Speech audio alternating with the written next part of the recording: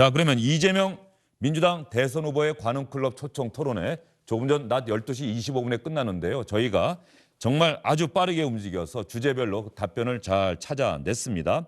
일단 이재명 후보가 지금 정권 교체를 원하는 여론이 정권 재창출을 원하는 여론보다 더 많다. 이런 의견이 있고 여론조사 결과도 분명히 나오고 있거든요. 저희 SBS가 한 여론조사에서도 정권 교체를 바라는 여론이 정권 재창출을 바라는 여론보다 훨씬 많다. 이렇게 지금 나타나고 있어요. 36.4가 재창출, 정권 교체를 바라는 여론이 55.3, 36.4, 55.3. 오히려 정권 재창출이 살짝 늘고 정권 교체가 살짝 줄었다. SBS 여론조사 결과는 또 다른 조사기관들의 여론조사 결과는 좀 추세가 다르네요.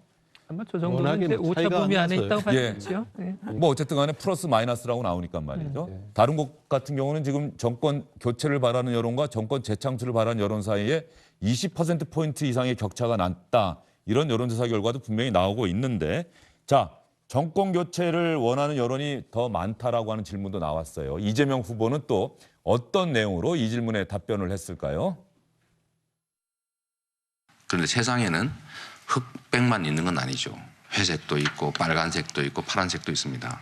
그래서 질문이 둘 중에 양자택일을 요구하기 때문에 정권 교체라는 걸 선택하게 되지만 저는 이 정권 교체라고 하는 욕구 속에는 뭐 여러 가지들이 섞여 있다고 생각합니다.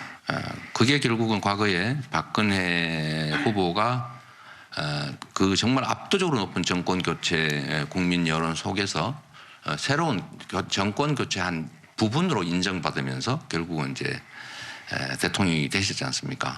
그런 것처럼 저는 정권 교체 욕구가 크다고 해도 마치 그 정권 교체와 정권 유지의 격차만큼 윤석열 후보와 저의 이제 지지율 격차가 벌어지지 않는 것, 그 사실이 그런 점들도 보여준다고 보고 그런 점을 저희가 잘 설득하고 앞으로 있게 될 이재명 정부는 같은 뿌리에서 출발하는 것은 사실이지만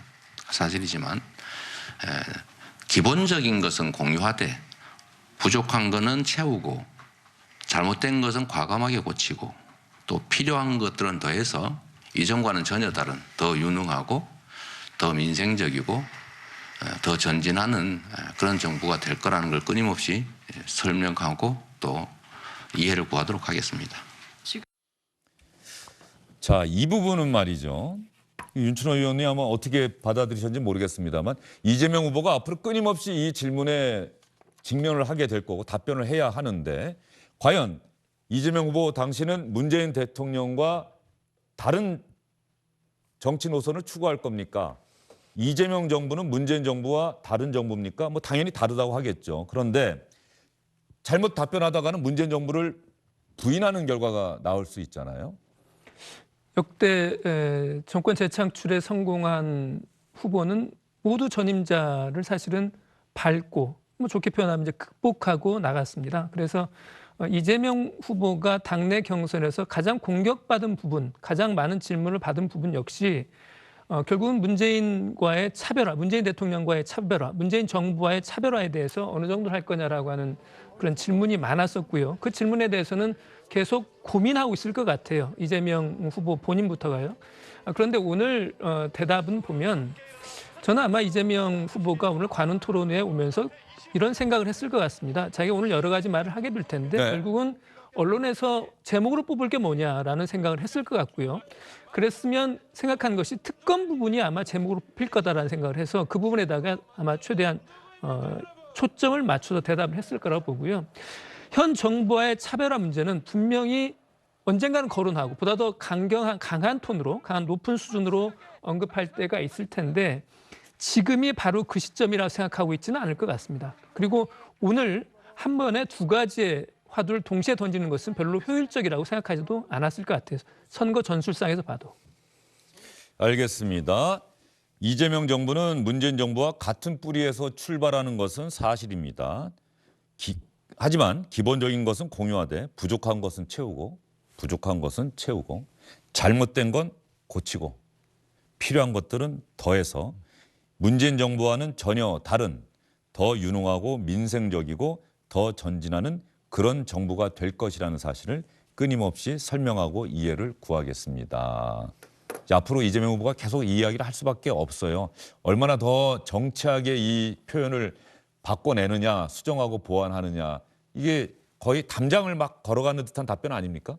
문재인 정부를 부인할 수도 없고 그렇다고 그대로 계승한다고 할 수도 없고 말이죠. 이런 질문을 하는 사람들의 우리 뭐 주앵커는 그러지 않겠습니다만 다수의 질문하신 분들은 이게 좀 약간 고약한 심보를 가지고 물어볼 예. 때가 많이 있습니다. 그러니까 지금 대통령께서도 지지율이 여전히 역대 이렇게 정권 말기에 높은 분들이 거의 없었습니다. 없었고 또 이제 이재명 후보는 민주정부 사기인 건 분명합니다. 그러니까 그걸 또 계승을 한 부분이 있기 때문에 이렇게 지지율도 높고 근데 당신의 스탠스는 뭐니 계속 묻는 거 아니겠습니까? 그래서 이제 뭐 이렇게 좀 실수하길 바란달지 이런 걸 보는 건데요. 사실 근데 지금 정권 재창출 여론이 높고 지수가 높은 거 보면은 그거를 믿는다면 전체적으로 그 두 가지 질문 중에 하나만 선택을 한다면 그렇다면은 지금 윤석열 후보의 지지율도 훨씬 더 나와야 되죠. 근데 그거는 아닌 것 같습니다. 그 딱 정권 재창출과 그 정권 교체를 물어봤을 때 우리 응답자들이 거기에서 선택을 하다 보니까 나온 것 같고요. 분명한 거는 그 지금 이재명 후보도 얘기했듯이 문재인 정부가 민주정부 사기가 된다. 이재명 후보가 정권을 잡으면 그건 맞는 겁니다. 근데 권력은 분명히 교체되는 거죠. 대통령도 바뀌는 거고 이재명 정부죠. 이제 문재인 정부에서 바뀌기 네. 때문에 부동산 문제도 이번에 또 다시 한번 관훈 토론에서 후보가 또 머리를 숙여서 두어 차례 사과를 했는데 잘못된 부분에 대해서는 국민들이 싫어하시고 지금 실망하신 부분들에 대해서는 분명히 짚고 사과를 드리고 잘못된 건 고치고 잘된 부분은 개선해야죠. 뭐 남북 화해 정책이랄지 개선할 부분 개선하고 그렇게 가면서 우리 국민들께 진솔하게 이 다음 누가 정권을 잡아야 진짜 이 나라가 발전하고 국민들의 삶이 생활이 바뀔 수 있는지 이걸 설명해 나가면서 알겠습니다. 이해를 구할 수밖에 없지 않나 싶습니다. 지금 저 화두가 되고 있는 국민재난지원금 있죠. 국민재난지원금 지급 문제와 관련한 이재명 후보의 발언도 지금 문재인 정부와 차별화할 것입니까라는 질문에 대한 답변만큼이나 대단히 설명이 좀 어려운 부분이 있어요. 이재명 후보가 다른 나라들은 국민재난지원금을 예산 대비 10% 정도나 해줬는데 가령 예를 들어서 지금 문재인 정부가 한 거는 1%밖에 안 된다. 이건 잘못한 거다라고 지금 얘기를 하고 있어요. 이 국민재난지원금 지급 문제에 있어서 민주당이 지금 이재명 후보의 손을 들어준 모양새가 됐고 내년 1월에 전 국민에게 방역지원금이라는 명목으로 주자라고 의견을 모았는데 다만 액수만 조금 줄이자. 어쨌든 이 부분에 대해서도 이재명 후보의 발언은 문재인 정부가 국민재난지원금을 몇 차례 줬는데 너무 조금 줬다. 충분히 재정 여력이 있는데도 불구하고 정부가 반대한다고 야당이 반대한다고 너무 조금 줬다. 이렇게 비판적인 의식을 드러낸 건 분명한 사실이에요. 그런 정책적인 부분을 통해서 뭐 문재인 정권과의 차별화를 꾀하려고 하는 것 같은데요. 역효과만 날 것 같다라는 생각이 들어요. 아까 이재명 후보께서 관훈 토론회에서 아니 이명박 정권 시절에 정권 교체론이 높았지만 같은 정당이었던 박근혜 후보가 당선되지 않았느냐. 나도 충분히 극복할 수 있다라고 얘기하셨지만 그때랑 상황이 달라요. 그때는 이명박 후보랑 박근혜 후보가 2007년부터 싸웠을 때 친이 친박이 서로 정말 야당보다 더 싸웠어요.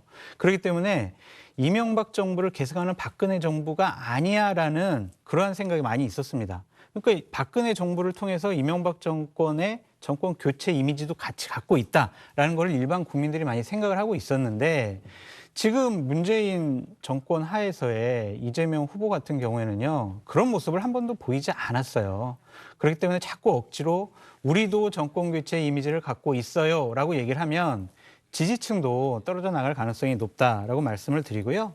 문재인 정권과 다른 유능한 정부가 되겠다라고 말씀을 하셨는데 그렇다면 대장동 같이 일을 그렇게 처리하면 안 돼요. 예를 들면은 민간 사업자에게 막대한 이익을 보장을 해줬는데 도시개발법에 의하면 민간 사업자의 최종 수익률을 6% 이내로 제한하는 법률이 있었거든요. 그러면 그 법률을 적용했어야 되는데 이재명 당시 성남지사는 택지개발법을 거기에 적용을 해서 민간 사업자에게 막대한 이익을 보장을 해줬습니다. 그렇다면 이게 과연 유능한 당시 시장이었느냐라는 부분에 대한 의문을 가질 수가 있습니다. 섣부른 차별화는 지지층의 반발을 이끌어와서 더욱더 지지율이 낮아질 것이다 라고 말씀드립니다. 알겠습니다. 이재명 후보가 조금 전에 답변을 하면서 정권 교체 욕구가 크다고 해도 그 정권 교체와 정권 유지의 격차만큼 윤석열 후보와 저의 지지율 격차가 벌어지지 않고 있다. 이렇게 예로 들었거든요. 오늘 나온 리얼미터 YTN 여론조사 결과 한번 살펴보도록 하겠습니다. 지금 최근 4월 동안 그제 어제에 이어서 오늘도 여론조사가 새로 나와서 여러분께 보여드리는데 말이죠. 4자 대결, 5자 대결을 가정할 때 윤석열 후보가 44.4, 이재명 후보가 34.6입니다. 19.8%포인트 차이가 나는 거죠. 거의 20%포인트 차이가 납니다. 아까 SBS 여론조사 때 정권 교체와 정권 재창출이 18.9%포인트 차이가 났었거든요.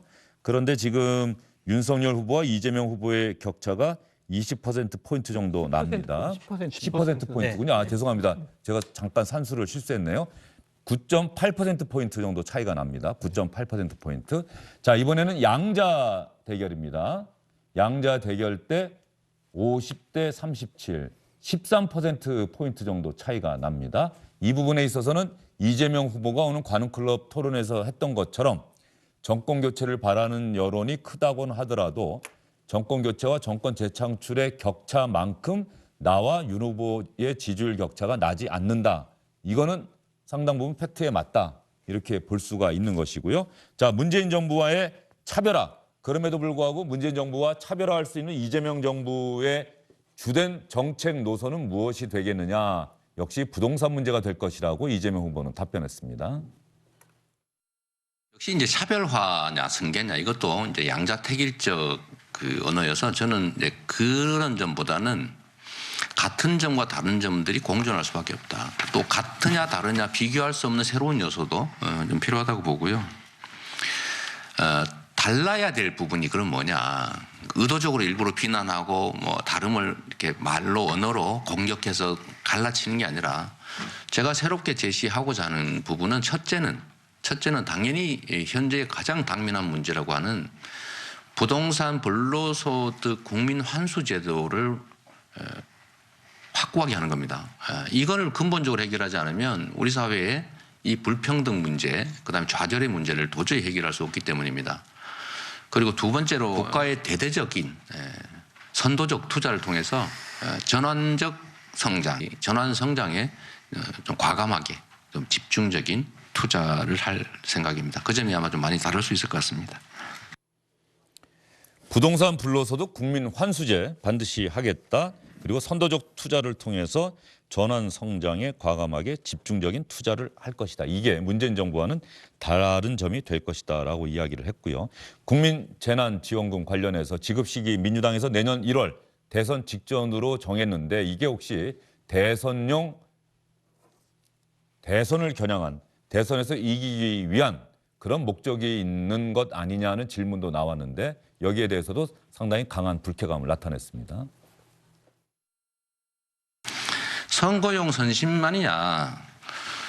저는 뭐 그게 지급 시기가 어찌가 될지는 좀 모르겠고 어떤 가급적 빠르게 좀 하자는 입장이긴 한데 그게 시기를 제가 정한 건 아니고 오해하지 마시고요. 선심성, 매표행위 이런 얘기 자주 하시던데 우리 국민들께서 고무신 사주고 막걸리 한 잔 주고 하면 사람 안 가리고 막 찍던 그 시대의 그분들이 아니십니다. 다 합리적으로 판단하고 국민을 돈 뭐 10만 원, 20만 원 주면은 그 돈 준 쪽 손 보고 그쪽으로 확 많이 몰려서 찍을 것이다라고 하는 것은 저는 국민 모독에 가깝다 그런 생각을 합니다. 일단 이재명 후보의 국민재난지원금의 전체적인 기조는 가능한 한 모든 국민에게 다 지급을 하자.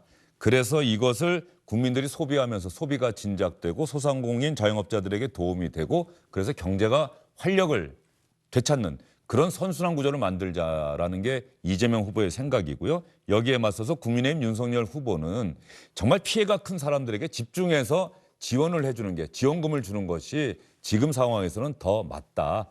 지금 안 받겠다는 국민들도 많고 지난번에 전 국민 다 줬더니 또 받지 말자는 캠페인도 있지 않았느냐. 기부하겠다는 캠페인도 있지 않았느냐.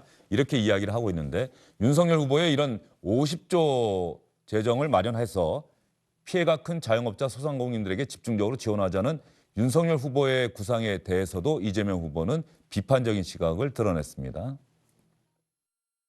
공동체를 위해서 희생을 치른 것에 대한 대상으로 대가로 보상으로 충분한 보상을 해야죠. 그게 정의죠.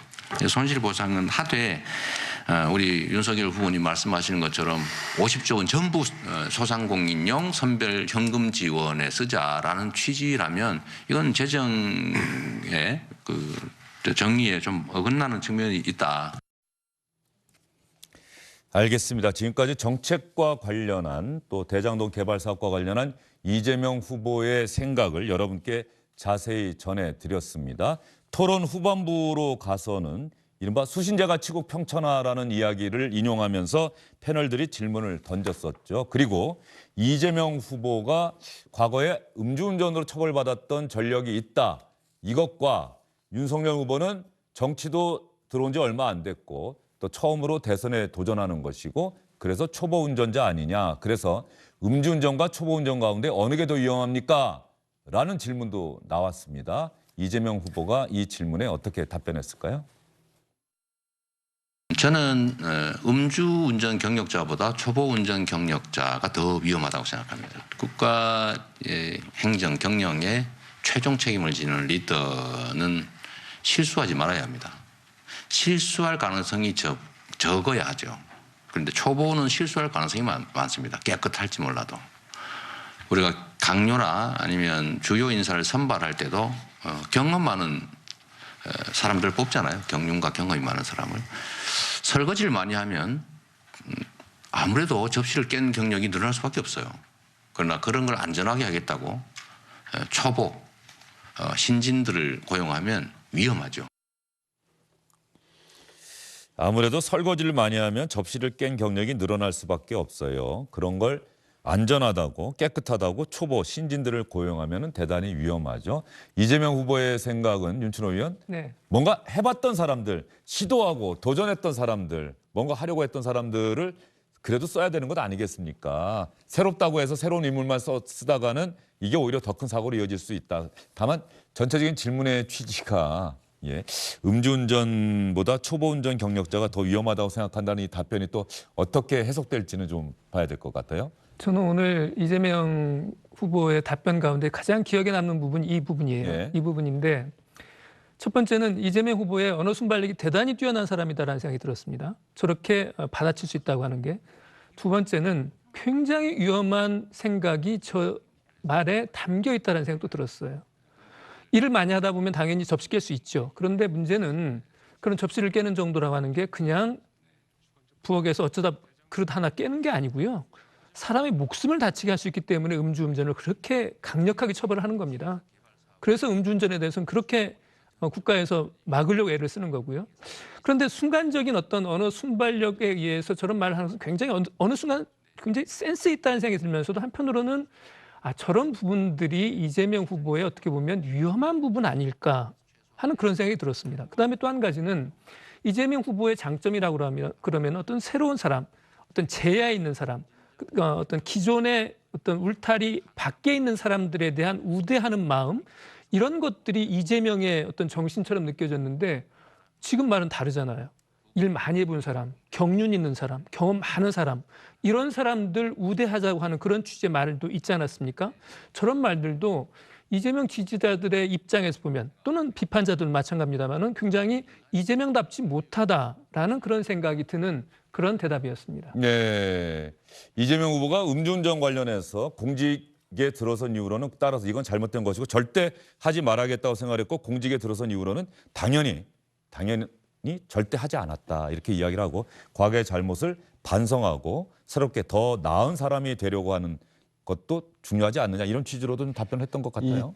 물론 윤 의원처럼 예. 그렇게 조금 볼 수 있는 사람도 있겠지만 아까 질문과 답변을 정확히 보면은 사실 질문도 그랬고 답변도 그렇고 거기에 방점이 있는 건 아닙니다. 뭐 음주운전하고 초보운전하고 질문하는 사람이 비교하려고 했겠습니까? 그게 아니고 이재명 후보와 윤석열 후보 지금 유력한 두 분 후보를 비교를 할 때 본인 생각에 어떤 게 낫냐는 거를 비유해서 물어본 거죠. 그리고 음주운전에 대해서는 말씀하신 대로 이제 사과를 다시 한번 했고 공직 와서는 진짜 그런 적도 없었고 예. 공직 전에 했던 거 또 뭐 그에 따른 벌금인가요? 냈으니까 처벌도 받은 거죠. 그리고 여기서 말씀하시는 거는 일단은 초보라고 하는 거는 일단 국정 운영 경험은 물론이고 일단 윤석열 후보 같은 경우는 선출직을 한 번도 하지 않지 네. 않습니까? 하고 이재명 후보는 국회의원의 경험은 없습니다. 물론 없지만 성남시장과 경기지사를 거치면서 특히 경기지사에서는 공약 이행률이 98.5%인가 나왔어요. 그러니까 말하는 거 실천을 하는 거죠. 약속을 하면 공약 지키고. 이행률도 말이죠. 한번 언론들이 자세히 한번 따져볼 필요 그럼 있는 게 체크할 이재명 수 후보가 또 그렇다고 하니까 또 그런가 보다 하고 좀 넘어가는 측면이 좀 있죠. 체크할 필요가 예, 있습니다. 예, 예. 예. 그 일전에 어느 언론사에 95%라고 예. 이렇게 체크했는데 보니까 3% 낮게 했더라고요. 지난해 것까지인가요? 예. 그래서 98% 예. 맞다고 저희는 알고 있고요. 여기에서는 그래서 이재명 후보가 강조하는 거는 일단 실력과 능력이 있고 일을 해서 성과를 낸 사람이 그래도 다음 내년에 3월에 선출될 대통령으로서는 적합하지 않느냐. 그 점을 강조했다고 받아들이시면 좋을 것 같습니다. 알겠습니다. 아마 저 질문이 약간 좀 냉소적이고 좀 비아냥이라고 해석될 수 있는 측면의 질문 성격도 있었는데 이재명 후보가 오히려 그렇게 질문하시면 안 되죠라고 답변을 하면서 음주운전은 누가 봐도 잘못된 것이고 음주운전자가 어떻게 국정을 할 수 있겠습니까라고 하는 답변을 했더라면 하는 생각도 좀 들어요. 음주운전 경력자가 더 낫다라고 하는 답변 그런 비유가 표현, 조금 그거는, 좀 적절치 못했던 것 아닌가. 그런 마음은 이미 다 들어요. 여러 차례 사과하면서 깔려 예. 있는 거고요. 그 표현으로만 볼 때는 그렇지만 그 방점은 그게 아니라는 거는 좀 이해했으면 좋겠습니다. 알겠습니다. 이 질문과 이 답변 우리 장성철 교수는 어떻게 들으셨어요? 음주운전은요 법적으로 처벌받아요. 네. 초보 운전은 조심스럽게 겁이 많아서 살살 운전하지 음주운전하는 분들은 술 먹고 겁이 없어가지고 대형 사고 납니다. 더 위험합니다. 법적으로 처벌받습니다. 예. 음주운전이 당연히 위험하다라는 말씀 드리고요.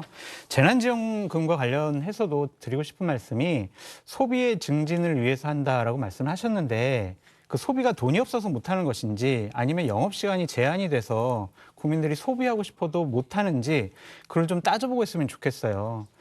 지금 많은 분들이 보복 소비를 하려고 준비하고 있지 않습니까? 얼마 전부터 영업시간이 철폐가 돼서 뭐 11시, 12시까지 지금 음식점이라든지 호프집에서 술 한잔 나누는 분들이 많이 있거든요.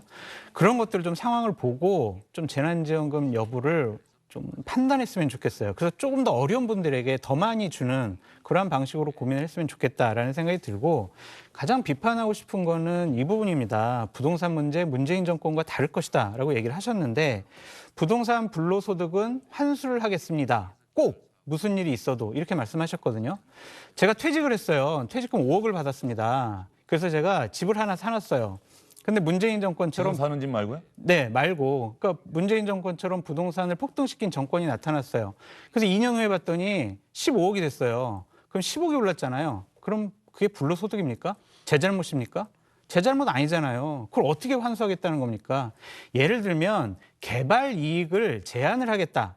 이런 식으로 접근했으면 괜찮은데 부동산 불로소득을 어떻게 규정하고 기준을 잡을 것이냐. 그 부분도 명확하게 답변을 해야 될 것이고 나는 부동산 문제에 대해서 유능할 겁니다라고 얘기를 하셨으면 성남시장 시절이나 경기도지사 시절에 본인이 정말 내놓을 수 있는 부동산 안정과 관련된 대책, 결과물을 내놨어야 돼요.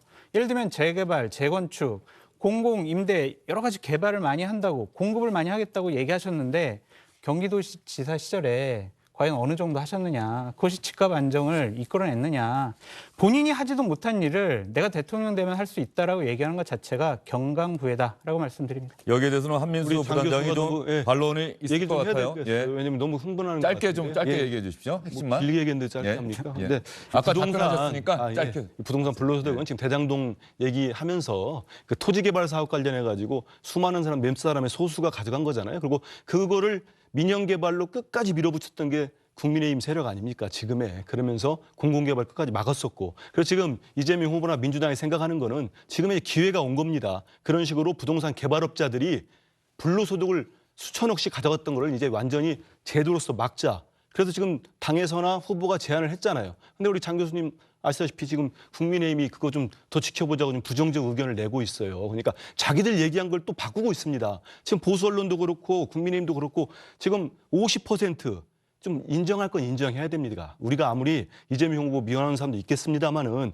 그래도 성과는 성과대로 인정해야 되는 거예요. 지금 무슨 성과가 있으냐? 4,400억이라고 그 7인의 화천대유라고 하더라도 성남시가 받아낸 액수가 5,700억입니다. 일단 그걸 다 받아갔다고 하더라도 지금의 2015년 상황은 또 다르고요. 그때는 70%를 공이 환수하는 거였죠. 그러니까 그 자체는 인정할 건 인정하고 그럼에도 도시개발법을 불구하고 적용했으면요, 그럼에도 1조로 불구하고 확보할 수가 있었어요. 많은 국민들이 그 소수로 돌아갔다. 2015년도에는 이제 부동산 시장이 안 좋았지 않습니까? 근데 지금 그 뒤로 부동산 시장이 올랐고 땅값이 올라가지고 간 건데 그마저도 왜 환수를 못했느냐? 그에 대한 지적에 대해서 후보께서도 그렇고 당도 그렇고 겸허히 수용한다고 했지 않습니까? 그래서 이번 기회에 진짜 다른 것도 아니고 땅을 가진 거 가지고 인허가권을 이용해서 민간인들이 그 불로소득을 토지로부터 가져가는 거에 대해서는 환수를 해야 된다. 여기에 대해서 강조를 하신 거고요. 거기에 대해서 민주당과 후보가 지금 추진하려고 하니까 저는 이번에는 국민의힘이 또 입장 바꾸지 말고 또 일부 언론도 입장 바꾸지 말고 호응해서 이번 기회에 이 부동산 때문에 상처받는 국민들이 더 없도록 하는데 같이 합심을 했으면 좋겠습니다. 알겠습니다. 여기까지 듣겠습니다. 장 교수님도 또 할 말씀이 있으시겠습니다만 뭐 보면 검찰 수사 결과 보고요. 이재명 후보가 약속을 했으니까 특검 되면 또 특검 수사 결과 보죠. 시청자 여러분께서도 제가 늘 말씀드린다만 그래서 기억하는 게 정말 중요합니다. 기억을 하고 있어야 나중에 수사 결과가 발표됐을 때 이게 제대로 된 수사 결과인지를 판단하실 수가 있을 것 같습니다. 좀 시간은 깁니다만 수신제가라고 하는 부분, 이 부분에 대해서 이재명 후보가 오늘 상당히 자세하게 이야기를 했습니다. 후반부에 마지막 부분에 가서 아마 이 수신제가 관련해서 본인이 잘못된 부분 인정을 하는 부분이 있어요. 아무래도 형수 욕설 또 이거 녹음 파일이 돌아다니고 있다는 것도 이재명 후보도 잘 알고 있고요. 이 부분에 대해서 이재명 후보가 어떻게 이야기했는지 여러분 잘 들어봐 주시기 바랍니다. 제가 저희 가족하고 다툰 내용이 녹음이 돼서 온 사방에 그게 지금도 살아서 돌아다니고 있습니다. 많은 상처가 되고 또 제가 인격 수양이 좀 부족해서 그런 어떤 경우하든 간에 그런 욕설 녹음이 만들어지게 된 점에 대해서 제가 욕설을 하고 이런 점에 대해서는 또 한 번 또 사과드립니다. 제 부족함의 소산이죠. 저하고 통화가 된다는 사실 자체가 권력이더라고요, 보니까. 그래서 그걸 제가 완전히 봉쇄하는 과정에서 어쨌든 충돌이 발생해버렸다는 점도 사실은 고려는 좀 해주시면 좋겠다는 생각이고요. 제가 공직자가 된 이후에는 어쨌든 공적 권한 행사에서 투명하게 사적 남용함이 없이 했고 또 공직자가 가진 권한과 이 영향력을 오로지 우리 국민들의 삶을 개선하는 데 썼다고 자부합니다. 뭐 그런 점들을 좀 고려해 주시면 좋겠고요. 근데 공직자로서 가장 결격은 주어진 권력을 사적으로 남용하는 겁니다. 자기 가족의 이익을 챙기거나 자신의 이익을 챙기거나 또 자신의 관계된 집단의 이익을 챙기는 행위는 그건 그야말로 그런 것들이 배신 배임 행위죠. 그 점들을 그 점에 있어서는 저는 정말 하늘에 대고 어떤 경우에도 제가 실수는 해서 다 막지는 못했을지라도 최소한 공직자로서의 도덕성이나 자질에 대해서는 자신 있다 이 말씀드립니다. 네, 여러분 잘 들으셨습니까?